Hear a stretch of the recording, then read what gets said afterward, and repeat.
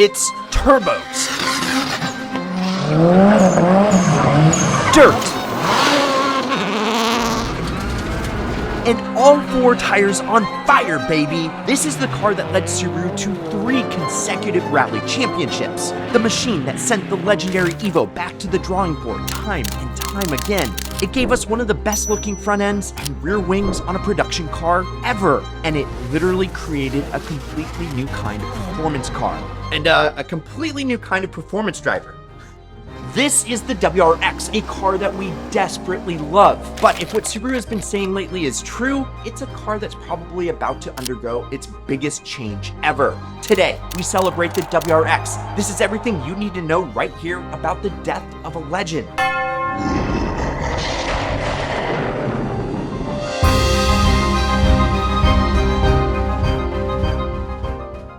Let's kick things off with the latest and greatest, the VB WRX. The launch of this car was a big time for Subaru. Both the brand new WRX and its refreshed and renewed rear drive little brother, the BRZ, were slated to be released one after the other. Pressure was especially high for the REX, a car that has been the performance benchmark for Subaru for 30 plus years. Truth is, us enthusiasts were a little worried. The world was steadily marching towards electrification and away from fire-breathing rally-fighting sports compacts that made cars like the WRX such an icon in the first place. So, for this new generation, Subaru kept it cool, keeping the classic boxy sedan presence of the WRX while making some additions that let everyone know that this wasn't just a phoned-in refresh. Things like blacked-out fender trim, a new front fascia, and some bulging rally-esque fenders. But if you still weren't convinced that this thing was legit brand new, how about the fact that the VB generation also sits on the updated Subaru Global platform, a chassis that focuses on a lower center of gravity and increased torsional stiffness.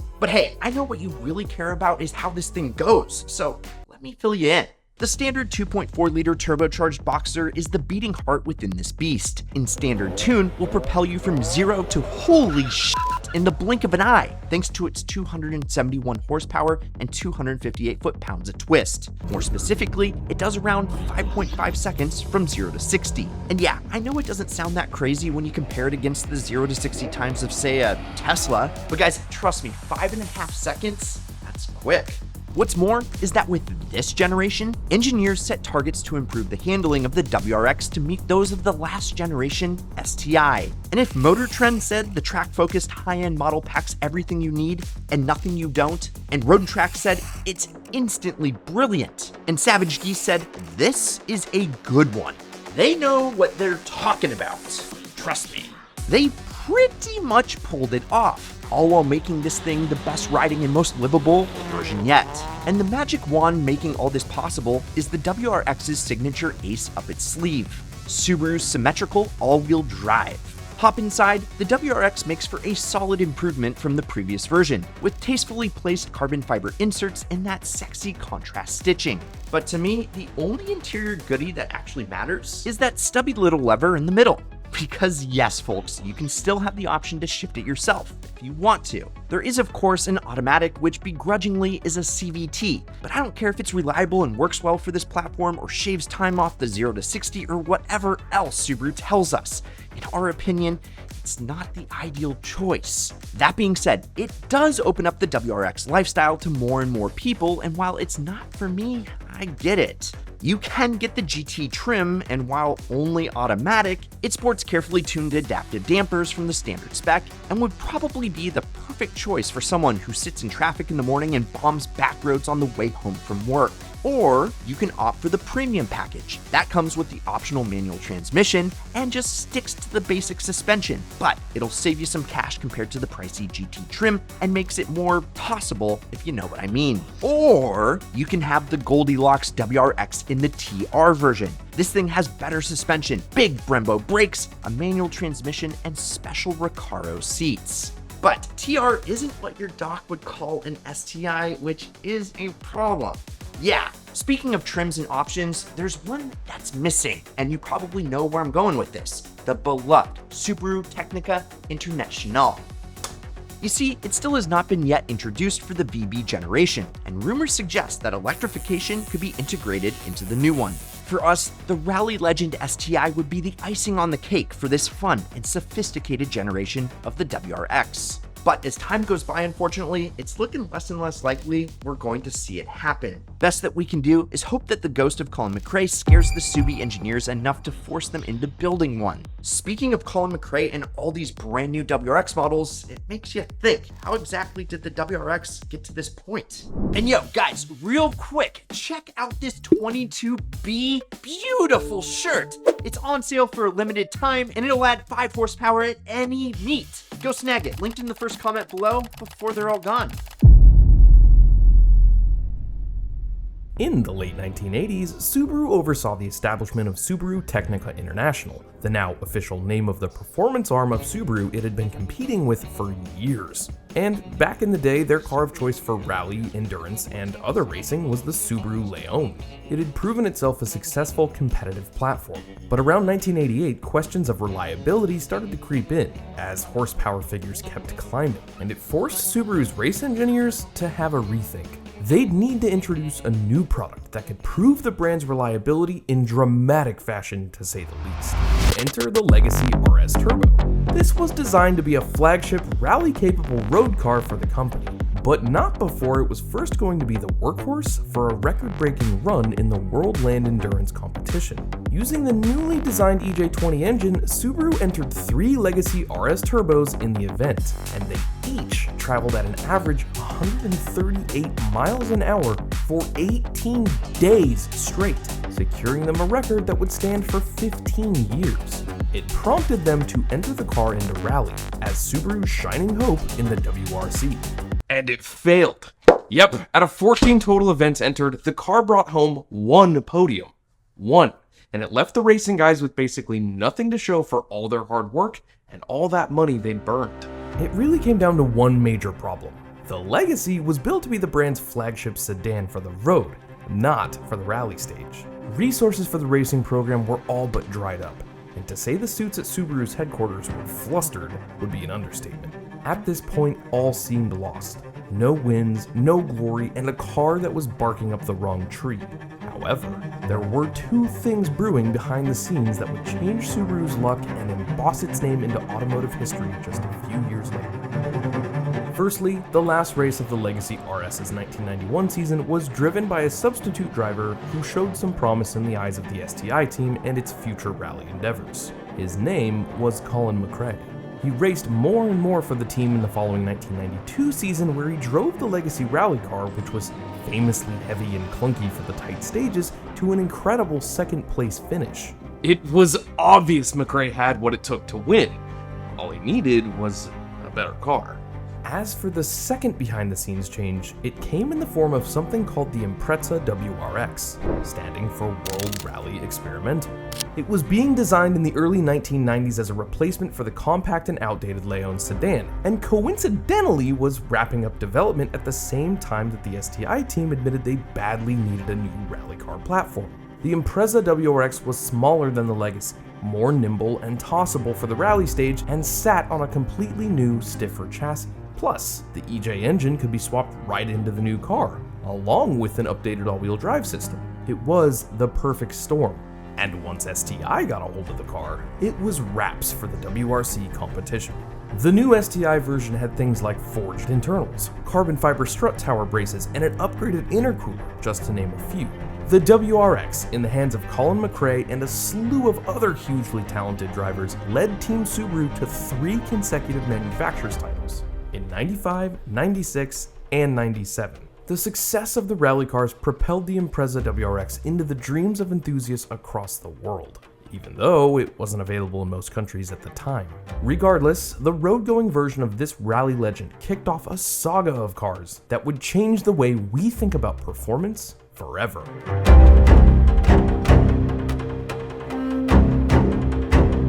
To celebrate their success in WRC, Subaru gave us this, the 22B. designed by none other than Peter Stevens, the same guy that designed the McLaren F1. It essentially is the E30 M3 of Japan. Just look at this beauty. It had a huge impact on the car culture in Japan, with a functional hood scoop, a huge functional rear spoiler, fender flares for days, and of course, gold wheels as a throwback to the company's old sponsor, 555 cigarettes. They only made 424 of these things, and if I'm completely honest, there isn't a whole lot I wouldn't do to get my hands on one. But let's back up a sec. The GC WRX, with its turbocharged engine and iconic all-wheel drive, this car proved itself not just a formidable force in the rally scene, but one that would set the tone for a whole new genre of Japanese performance cars. And even though this WRX was an Impreza-based car at the time, Subaru did things that made you forget that the name existed at all, with things like a 5-speed manual, twin vicious limited slip diffs, and 237 horsepower from its turbocharged boxer called the EJ207. This generation had countless special versions that first appeared in Japan, and that's for a different video. But Subaru was building WRXs that could shame nearly anything from around the world on any kind of road surface. And it's all thanks to the STI. For instance, the ever-desirable GC8 was making 276 horsepower back in the day, and the extremely special version 3 Type RA STI was making 300 big dog horses. The pink-badged STIs had become a hot commodity in the 90s, and Subaru limited the special versions to just a couple thousand, even a couple hundred in some cases for the entire world. Luckily for us Americans, we did get sort of a spicy version with the 2.5 RS, which had all the rally cosmetics you could ever ask for. But for North America in general, in these days, enthusiasts from countries that didn't get this car only had bootleg rally championship clips and video games as a method to enjoy the WRX. But even with the little we got, all the WRX really needed to do was simply exist and everyone would fall in love. Regardless of your pick in WRXs, this one is where the rally legend started and began leaking into every enthusiast's wish list around the world. The GC gave us a car that could be fun in the corners, quick on the straights, and showcased that the WRX and the ultra-hot STI models were truly capable both on and off the pavement.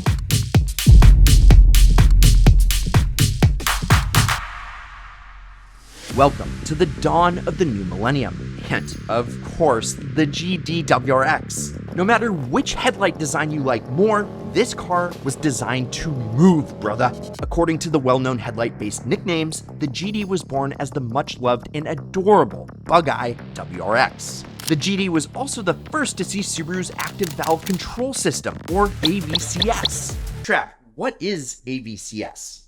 Well, AVCS adjusts the phase angle of the camshaft, which in turn alters the timing when the valves open and close. This adjustment allows for optimal performance at various engine speeds, and by optimizing the timing of valve operation, AVCS enhances engine power and torque, which leads to better acceleration. TLDR, it's basically VTEC, but for Subarus.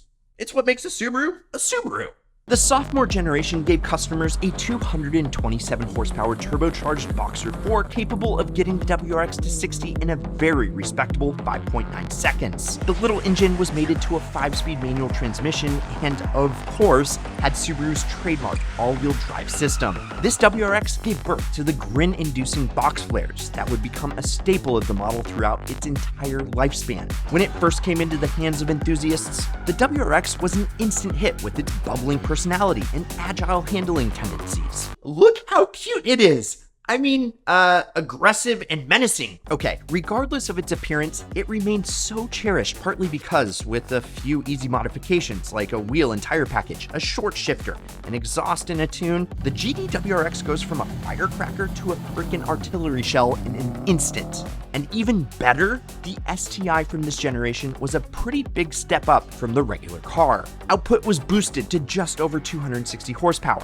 The standard wheels were replaced with a gorgeous 17-inch rally-inspired bronze set and a driver-controlled differential split management system that could change the torque split with the slide of a switch. And that was just tossed in for good measure. Oh, and if you didn't know, the 2004 STI BBS wheels are like pure gold for Subi enthusiasts because they fit on regular WRXs as well. So don't let your base runway model friends see them. Fast forward to 2008 and the GR WRX. This time around, Subaru smothered out the lines and introduced a more mature, refined style. But don't let that elegant facade fool ya. The GR was a rally beast through and through. With its broader track and advanced double wishbone rear suspension, the GR was all about stability, agility, and overtaking the competition. Yeah, that's right, I'm looking at ya. Yeah, Evo guys? Yeah, you. Subaru wasn't just aiming to stay in the game, they wanted to dig into what really made the WRX a practical yet fierce rally fighter. On the inside, Subaru significantly improved the quality and feel of the interior. Though not exactly world class, even for a car at this price point, it was easily the nicest WRX to date. The seats were softer and more welcoming, with less aggressive bolsters, which helps people like me who are thick. Plus, the WRX suspension was revised to more gracefully soak up bumps on and off the road. And while some people kind of like the new squishier version, diehard WRX fans were having none of it. After the first year of the GR generation WRX, Subaru gave the standard car more aggressive suspension, tires, and boosted the boost. This lightly refreshed model would become the standard WRX and came solely with a manual transmission, mated to a 265 horsepower 2.5 liter flat 4. The first year batch of the WRXs were now demoted down to the Impreza model lineup and called the Impreza 2.5 GT. That's impressive. In 2011, the regular WRX receives a badass cosmetic makeover and adopted the STI sexy wide-body panels. If you've seen one of these in the wild and got confused about what it was because Homeboy took off the badges, well, I don't blame you, and this is why. Anyways, from the GR's debut until 2011, the STI was offered only in hatchback form. The absolute best looking hatchback STI in my opinion. The STI made a snappy 305 horsepower and gave customers a special 6-speed manual transmission exclusively for their top tier trim, which the regular WRX came with a 5-speed. Also, stock for the STI was Subaru's clever twin limited slip diff system and Brembo brakes to help make your corners that much more calculated. And while the hatchback era is loved by many, including myself, it left a gaping hole that only that old, original sedan styling could fill.